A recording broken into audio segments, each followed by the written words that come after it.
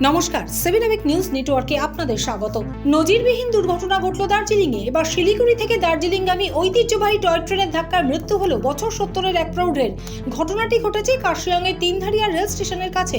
সূত্রের খবর, তিনধারিয়ার কাছে রেল লাইনের ধারে বসে কাজ করছিলেন ওই ব্যক্তি। সম্ভবত কোনো কারণে টয় ট্রেনের বাঁশির আওয়াজ তিনি শুনতে পাননি।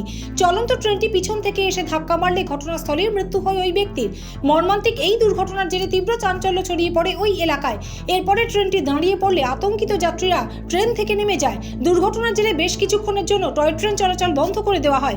খবর দেওয়া হয় স্থানীয় রেল দপ্তর এবং পুলিশকে। মৃতদেহটি উদ্ধার করে ময়না তদন্তের জন্য পাঠিয়েছে পুলিশ। পরিস্থিতি নিয়ন্ত্রণে আসলে ফের টয় ট্রেনটি গন্তব্যের উদ্দেশ্যে রওনা দেয়। Bureau report, 7 news, Darjeeling. জয় হিন্দ।